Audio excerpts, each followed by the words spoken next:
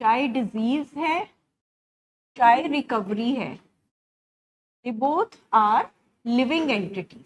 हमारे अंदर जीती हैं ये, हमारे परिवारों में, हमारे घरों में हम पर्सोनिफाई कर रहे हैं इनको। चाहे डिजीज है चाहे रिकवरी है, हम उसके जीते जागते उदाहरण है। ठीक है, तो अगर हम डिजीज में हैं, हम डिजीज वाली जब फैमिली थे या आज भी जो फैमिलीज एक्टिव डिजीज में इस टाइम पर है, वो क्या होता है, हमारे में सबसे पहले क्या चीज है जो हर वक्त चलती रहती है? अगर हम डिजीज में है, हमारे घर में बीमारी इस टाइम पे एक्टिव है, I think fear is the dominant emotion. देखो, डर जो है ना, परमात्मा ने ना हमारे फायदे के लिए ही बनाया है। डर हमारे को प्रोएक्टिव बनाता है। डर एक जेन्युइन हमेशा होना चाहिए, है ना। बिना डर के ये सारे जो इमोशंस हैं बने हमारे फायदे के लिए ही हैं। डर भी उसमें से फायदे के लिए बना है। अगर हम निडर हो जाएंगे तो फिर आप सोचो कि अगर मैं रात को गाड़ी में जा रही हूँ तो मैं अपने लॉक्स करके जाती हूँ। एक जेन्युइन डर होना जरूरी है, ठीक है ना। पर मैम ने बड़ी ब्यूटीफुली एक्सप्लेन किया कि जो डिजीज वाला जो डर है ना, वो डर तो मैम हमें क्लैरिटी होती है कि क्या होना है हमारे साथ, बस हम उसे मान नहीं रहे होते हैं।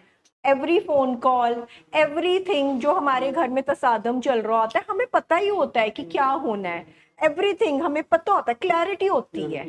इस वाले डर में जो रिकवरी वाला फियर है, वो एक प्रोएक्टिव फियर है। आई वुड से कि रिकवरी में आके हम डर में तो रहते हैं, पर आपने साथ में क्या बोला कि हमारे को अपने आप से बात करनी भी आती है, हमें उस फियर पे वर्क करना भी आता है। हमारे को अगर डर आ रहा है तो हमारे को आगे से एक जवाब भी देना आता है कि हाँ, अगर ऐसे हो जाएगा, क्यों वो जवाब देना आता है, क्योंकि अब हमारे को क्लैरिटी आ गई है, एक दूसरे तरीके की क्लैरिटी आई है जहां पर हमें डूज एंड डोंट्स पता है।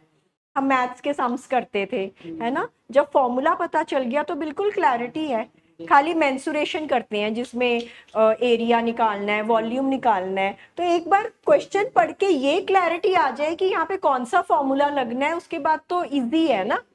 द थिंग इज कि फॉर्मूला कौन सा लगना है, वो वहां तक पहुंचने के लिए मेहनत है। वहां तक पहुंचने के लिए रोज हमें पढ़ाई करनी पड़ेगी, रोज प्रैक्टिस करनी पड़ेगी। पर जैसे जैसे प्रैक्टिस करोगे तो वो फॉर्मूलास लगाने आ जाएंगे, धीरे धीरे वो आपके इंट्रिंसिक इंटरनल हो जाएंगे। ठीक है ना। अच्छा, डिजीज में हमने और क्या जिया? टॉक्सिक शेम बहुत ज्यादा है।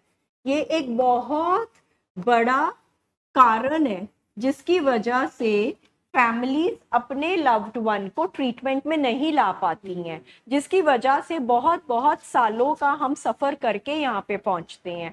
और किसी बीमारी में ना, कभी सुना है कि और किसी बीमारी में हम 10-10 साल अपने घर में लगाकर पहुंचे हों? किसी बीमारी में नहीं पहुंचते। इस बीमारी में हम सब सालों साल लगाकर पहुंचते हैं। क्यों पहुंचते हैं? टॉक्सिक शेम क्या है? टॉक्सिक शेम है एक शर्मिंदगी जो कि इस बीमारी के साथ जुड़ी हुई है, क्योंकि इस बीमारी के बारे में समझ नहीं है। बिल्कुल, हमें भी नहीं थी, हमें भी नहीं थी। हम चाहे जितने मर्जी एक्सपोजर में थे, जितने मर्जी पढ़े लिखे थे, जितना मर्जी हमारे को नॉलेज थी दुनिया की, दुनियादारी की, पर हमें ये नहीं समझ थी कि ये जो हमारे घर में बिहेवियर्स आ रहे हैं, हमें लग रहा था बैड बिहेवियर्स हैं, हमारे बच्चे का कैरेक्टर खराब हो गया है, हमारा बच्चे की ये आदतें खराब हो गई हैं, संगत खराब हो गई है, ये शायद हमारी परवरिश में कुछ कमी रह गई है।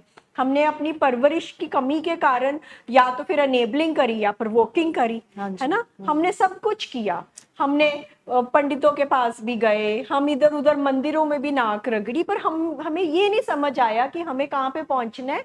एक डॉक्टर के पास पहुंचना है। कहाँ पे उसके शरीर का कौन सा अंग बीमार हो गया है? दिमाग, है ना। हम नहीं समझ पाए इस बात को, हम इस बीमारी को छुपाते रहे।